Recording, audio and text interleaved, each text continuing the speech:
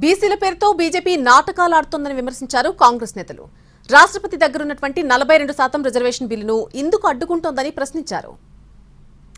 రాబోయే కాలంలో కేంద్రంలో కాంగ్రెస్ పార్టీ ప్రభుత్వం ఏర్పాటైతే రాజ్యాంగాన్ని సవరిస్తాం, తద్వారా రిజర్వేషన్లు కల్పిస్తామని వారు ఖచ్చితంగా చెప్పింది. ఈ రోజు ప్రభుత్వం బీజేపీ వాడుతుంది. బీజేపీకి సంబంధించిన శాసనసభ్యులు, బీజేపీకి సంబంధించిన పార్లమెంట్ సభ్యులు మరి కేంద్రంలో వారి పార్టీ ఉన్న తరుణంలో వారిపైన ఒత్తిడి తీసుకొచ్చే కార్యక్రమం, కార్యాచరణ తీసుకోవాల్సిన బాధ్యత వారిపైన ఉంది.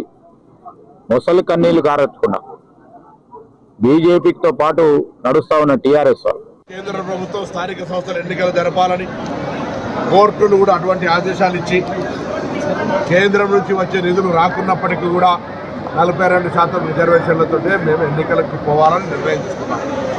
ఎటువంటి మార్పు లేదు. అందుకే భారతీయ జనతా పార్టీని డిమాండ్ చేస్తా ఉన్నాం.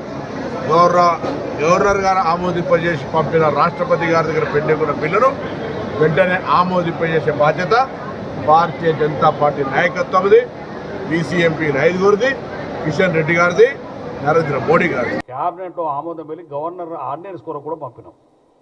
అదేవిధంగా ఇదే చట్టాన్ని అమలు పరచమని కేంద్ర ప్రభుత్వం పార్లమెంట్ కూడా పంపినాం. భారతీయ జనతా పార్టీ అడ్డం పడుతుంది కాబట్టి కుంటి సాకులు వెతుకుతూ ఉన్నది. ఈ కుంటి సాకులతో వెతికి ఏ విధంగా 42% బీసీలకు రిజర్వేషన్లు కాకూడదని ఒక కుట్రపూరితమైన ఆలోచన భారతీయ జనతా పార్టీ చేస్తుంది. కాబట్టి ఇవాళ పార్లమెంట్లో బీసీ బిల్లు నిజంగా రామచంద్రరావుకు నీకు బీసీల మీద భారతీయ జనతా పార్టీ ప్రేమ ఉంటే కేంద్రంలో మీ ప్రభుత్వం ఉంది, పార్లమెంట్లో బిల్లు ఉంది, దాన్ని ఆమోదింపజేయండి.